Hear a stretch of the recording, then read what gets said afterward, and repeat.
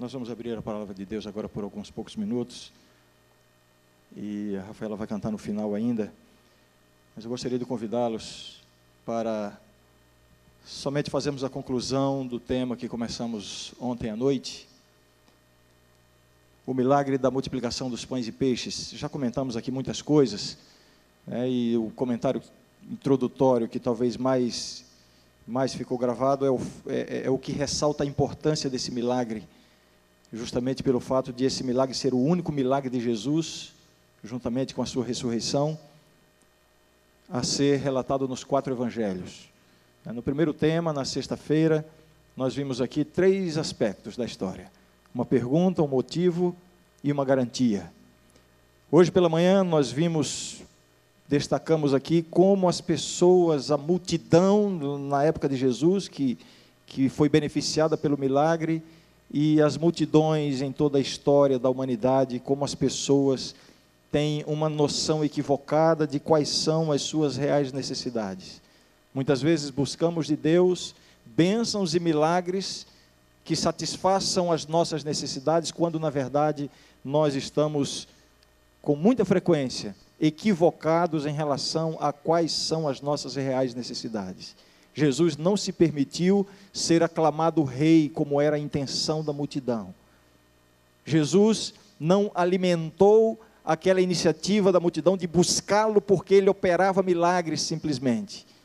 E Jesus encerra essa lição quando ele diz, um pouquinho adiante no texto, quando ele diz assim: eu sou o pão da vida.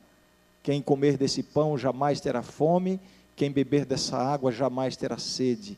Revelando o seguinte, que a real necessidade humana, a real necessidade de cada um de nós, é a necessidade de Jesus.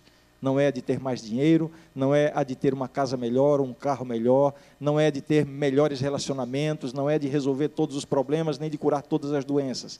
Essas coisas todas fazem parte da vida, são autênticas, Deus as respeita, podemos buscá-las, mas nenhuma dessas coisas vai preencher o verdadeiro vazio que há no coração humano, somente Jesus. E eu gostaria agora de ler apenas um trecho novamente da história e rapidamente fazer aqui uma pequena reflexão em relação à interação que houve entre os 2 discípulos e Jesus naquele momento em que ele opera o milagre da multiplicação dos pães e peixes. Uma multidão, segundo o texto, uma multidão de 5.000 homens, além de mulheres e crianças. Estima-se que essa multidão poderia chegar talvez a 10.000 pessoas, talvez a 15.000 pessoas. E Jesus opera então o milagre. Eu vou ler a partir do verso 5, capítulo 6, São João, capítulo 6, a partir do verso 5. Se você está com a sua Bíblia, acompanhe atentamente a leitura, somente para você me acompanhar depois na argumentação, para que você possa entender bem a mensagem de Deus para nós nesta tarde. A partir do verso 5 diz assim: então Jesus, erguendo os olhos e vendo grande multidão, e vendo que grande multidão vinha ter com ele, disse a Filipe: onde compraremos pães para lhes dar a comer? Mas dizia isto para o experimentar, porque ele bem sabia o que estava para fazer. Respondeu-lhe Filipe: não lhes bastariam 200 denários de pão, para receber cada um o seu pedaço. Um de seus discípulos, chamado André, irmão de Simão Pedro, informou a Jesus: está aqui um rapaz. Outras versões diz um menino que tem 5 pães de cevada e 2 peixinhos. Mas isto que é para tanta gente? Disse Jesus: fazei o povo assentar-se. Pois havia naquele lugar muita relva. Assentaram-se, pois, os homens em número de quase 5.000. Então Jesus tomou os pães e, tendo dado graças, distribuiu-os entre eles, e também igualmente os peixes, quanto queriam. E quando já estavam fartos, disse Jesus aos seus discípulos: recolhei os pedaços que sobraram, para que nada se perca. E nós temos informação de outros evangelistas que sobraram 12 cestos cheios, um milagre grandioso, um milagre extraordinário. E nesses poucos minutos, eu gostaria de, em síntese, dizer uma verdade para você.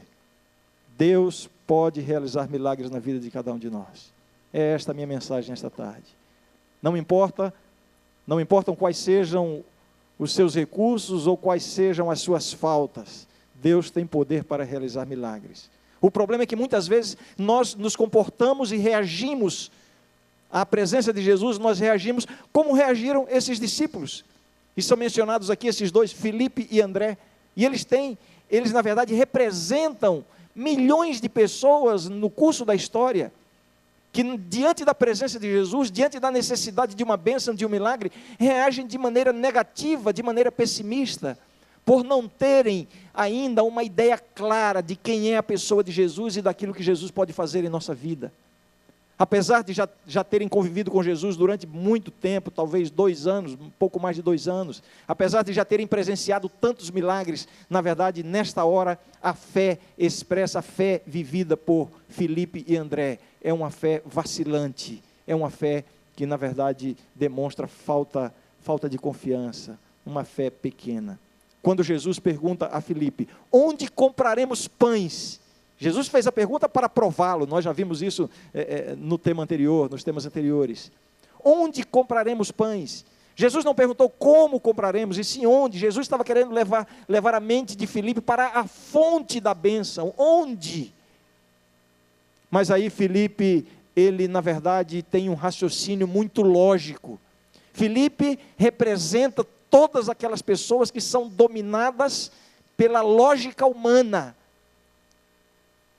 E o seu raciocínio é muito rápido, ele faz as contas, e ele diz, Senhor, mesmo que tivéssemos 200 denários, era muito dinheiro de mais de 6 meses de trabalho, de um trabalhador comum. Se tivéssemos 200 denários, não seriam suficientes para comprarmos pães para essa multidão.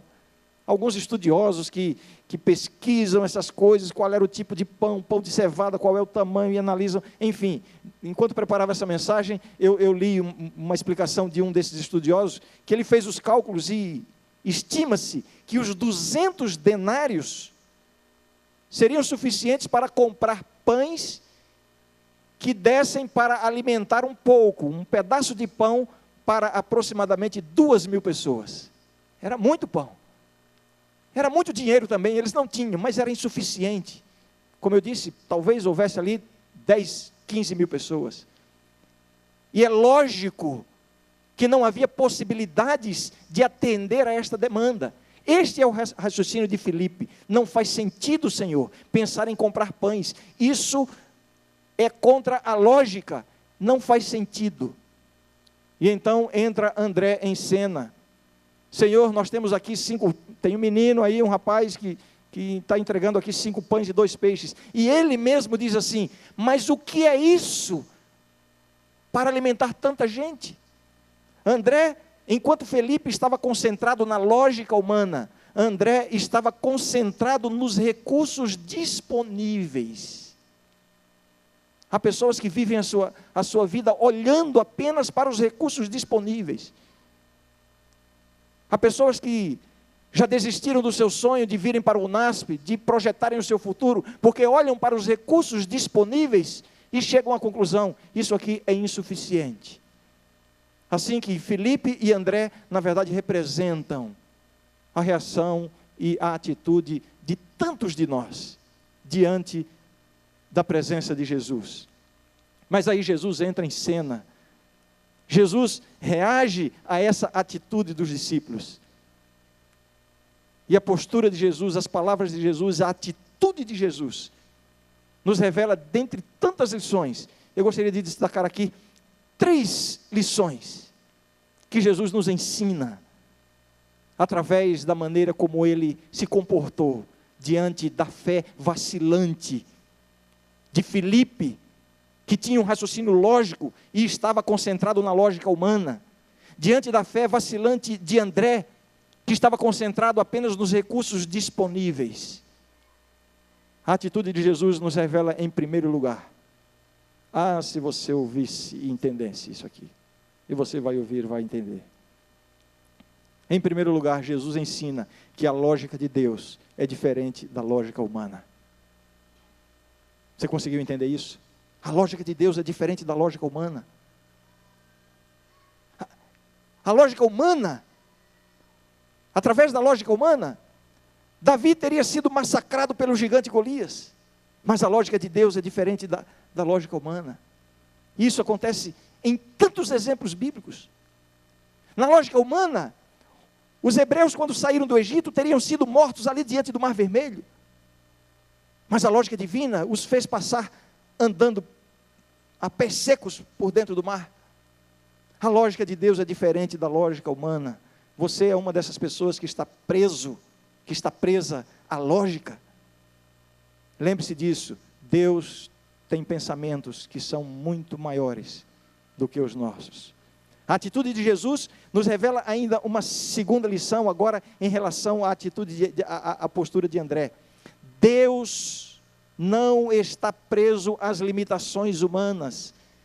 Se por um lado Filipe estava olhando a lógica e dizendo, Senhor, é impossível. Por outro lado, André estava dizendo, nós temos recursos, mas os nossos recursos são muito escassos, são insuficientes. E então Jesus demonstra que Deus não está preso às limitações humanas. Para Filipe não havia solução. Jesus revela que ele é o Deus do impossível. Para André, os recursos eram poucos. Jesus revela que ele não depende dos recursos humanos para realizar a sua vontade na nossa vida. Você pode entender isso? Deus não depende dos seus recursos. Deus tem um plano para a sua vida, e é um plano grandioso, e esse plano envolve todas as coisas, todos os aspectos da sua existência. Não se precipite na vida, não se arrisque a dar um passo sequer, sem ter a segurança da direção de Deus. Deus tem um plano, mas você pode pensar assim, mas eu não tenho recursos, os meus sonhos para a minha vida profissional não podem ser alcançados porque os meus recursos são insuficientes, os meus sonhos para a minha vida afetiva, para a minha família, para o meu casamento, não vão se concretizar porque eu sou uma pessoa limitada, ou porque me falta isso, ou me falta aquilo. Deus tem sonhos grandiosos para a sua vida. Olhe, Deus tem um plano extraordinário, maravilhoso, que envolve cada aspecto da sua existência. Agora entenda uma coisa, Ele não depende dos seus recursos para a realização desse sonho, ainda que sejam poucos. É isso que Jesus está demonstrando. E a terceira lição que Jesus nos ensina é que existe um segredo para que Deus faça da sua vida um milagre, para que Deus realize o milagre da multiplicação na sua vida também. Qual é o segredo? Quando André disse assim, olha, tem um garoto aqui que tem 5 pães e 2 peixes. O que foi que Jesus disse?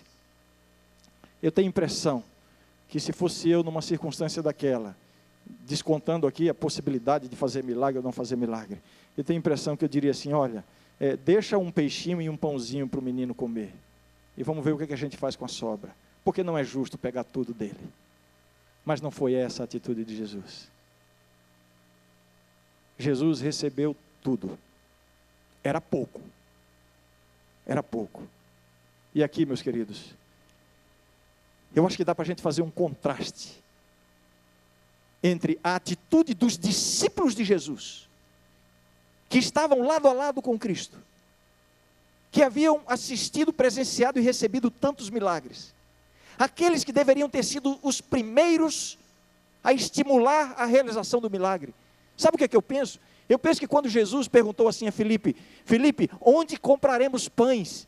Eu penso que Filipe devia ter respondido assim, o que, Senhor, comprar pão? Não precisa, nós já temos a tua palavra. Jesus não precisava de dinheiro para comprar pães, ele poderia fazer um milagre. Filipe havia presenciado Jesus transformar água em vinho no seu primeiro milagre. Mas ele vacilou, André vacilou, e agora a atitude desse garoto anônimo. Muito pouco se sabe desse menino. Não se sabe o nome dele, não se sabe quase nada. Mas pelo menos uma coisa se sabe, que ele era muito pobre. Porque esses pães, e João é o único evangelista dos 4, que fala que tipo de pão era esse, era pão de cevada. era o tipo de pão usado pelas populações mais pobres daquela região. Se sabe que ele era muito pobre. E o contraste da atitude dele. Ele entregou tudo a Jesus. Era pouco. Comparando com aquela necessidade, era praticamente nada. Mas ele entregou tudo. Aqui está o segredo. O que Deus quer da nossa vida é somente isso. Somente. O que Deus quer da nossa vida é tudo. O nosso erro na nossa vida com Deus é que nós temos uma tendência de reservar uma parte para nós. E às vezes até entendemos algumas coisas que ensinamos na igreja de maneira equivocada. Ah, você tem que entregar o dízimo ao Senhor. Porque Deus diz que 10% pertencem a Ele. O restante é seu. Está errado. Tudo pertence ao Senhor. Entregue tudo ao Senhor. A diferença é que 10% Ele estabelece como deve ser administrado. Os 90% Ele lhe dá a liberdade de você administrar, mas é para o Senhor. Tudo pertence a Deus. Entregue tudo ao Senhor, para que você possa receber os milagres que Ele tem na sua vida. Ele tem planos maravilhosos, planos extraordinários, mas você precisa entregar tudo. Fazer uma entrega sem reserva, não é entregar tudo do que você tem, é entregar tudo do que você é. Um coração inteiro, um coração completo. Aquilo que o menino tinha era quase nada, mas ele entregou tudo. Esta é a grande lição que nós tiramos dessa história. É a grande lição. Pelo fato de ter sido tudo, embora fosse tão pouco, Jesus realizou este grandioso milagre. Através de um menino pobre, anônimo, um menino que naquele contexto não tinha nenhuma importância social, nenhum destaque. Através dessa história, através deste menino e do que ele possuía, Jesus alimentou toda aquela multidão, e não somente isso. Até hoje a humanidade está sendo alimentada espiritualmente, por causa da atitude daquele menino. Eu quero terminar fazendo uma pergunta. E a pergunta é a seguinte: o que você ainda não entregou a Jesus? O que você ainda está reservando para a sua própria administração? Sabe, tem gente que pensa assim: ah, eu tenho que dedicar um dia por semana para estar em comunhão com Deus. E você faz isso e acha que está sendo fiel a Deus. Deus não quer um dia por semana. Deus quer a semana toda, Deus quer a sua vida toda. Servir a Deus em cada momento. Ah, eu quero ter uma profissão que me dê condições de poder ajudar financeiramente a igreja. Deus não quer isso apenas. Deus quer que você tenha condições de viver plenamente pelo Evangelho. Não estou dizendo que todo mundo aqui tem que ser missionário, que todo mundo aqui tem que estudar teologia. Não, eu estou dizendo que a sua vida precisa estar nas mãos de Deus. E quando a sua vida estiver plenamente nas mãos de Deus, através de você, Ele vai abençoar multidões. E você não faz noção daquilo que Deus pode fazer através da sua vida. Olha, até para você, que se sente uma pessoa sem recursos, que se sente uma pessoa sem talentos,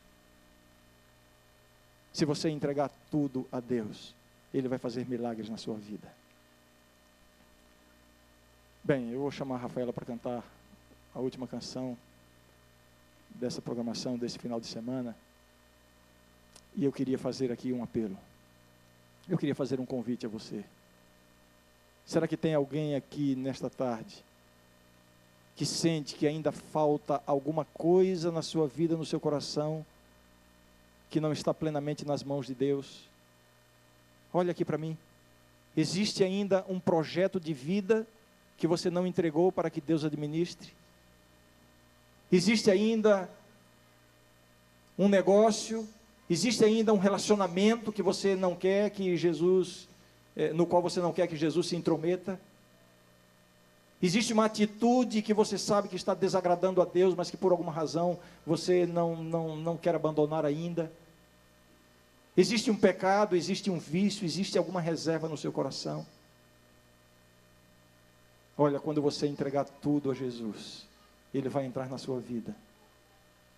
Isso não é para que você receba milagres, não é para que você receba bênçãos, é muito mais do que isso, é para que você seja um milagre, é para que você seja uma bênção.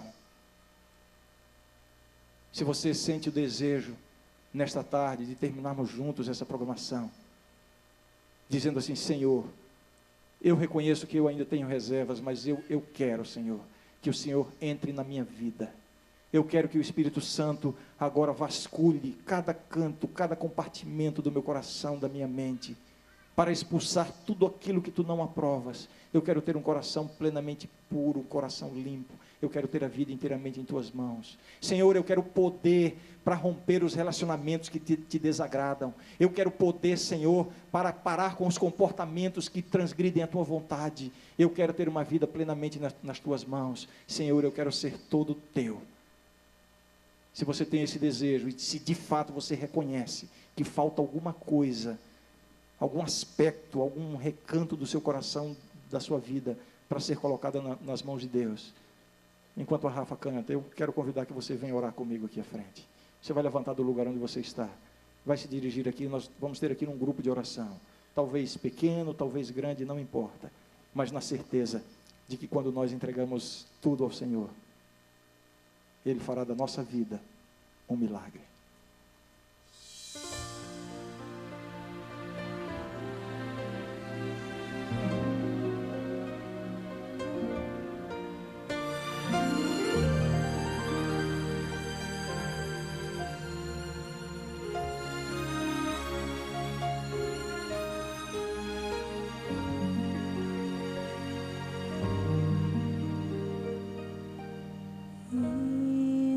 Inexplicável vontade de chorar, vontade de sentir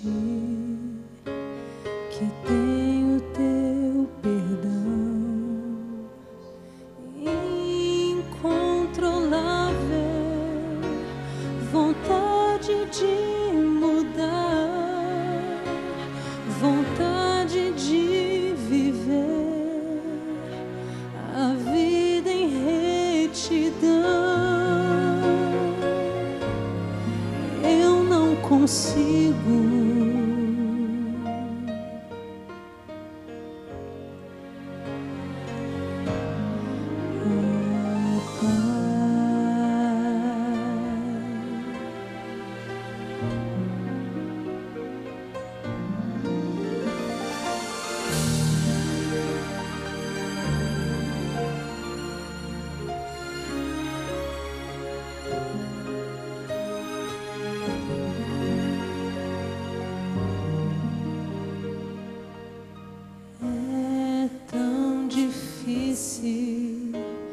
ter tempo pra cumprir o que te prometi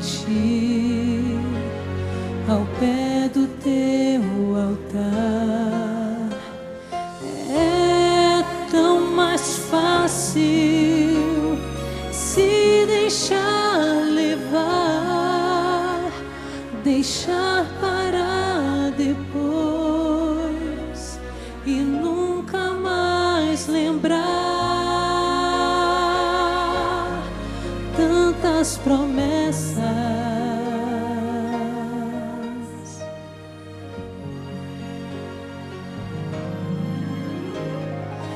Vem me dar força, segura minha mão, me ajuda a caminhar na tua direção. Eu reconheço a minha posição,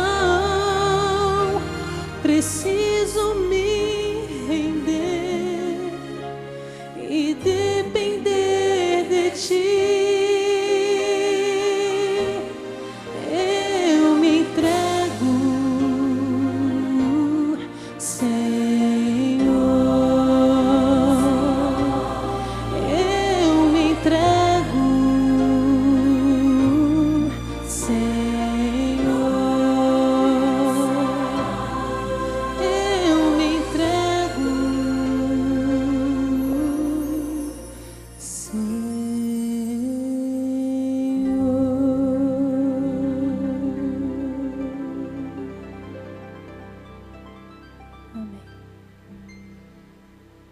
Querido Deus,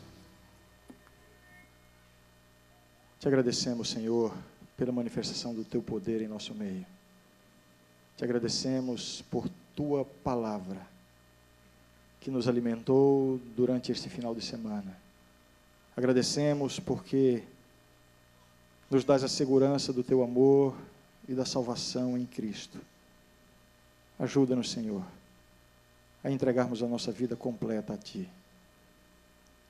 Aqui estão essas pessoas reconhecendo que precisam depor no Teu altar alguma coisa, um sentimento, um relacionamento, um comportamento, uma atitude, alguma coisa que ainda está em reserva.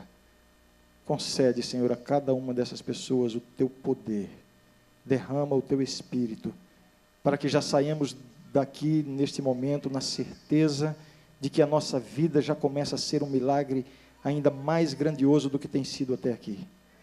Dá-nos a Tua bênção, dá-nos a Tua presença, aceita-nos com o Teu amor, a Tua graça e o Teu perdão. É o que nós oramos humildemente em nome de Jesus. Amém, Senhor. Amém.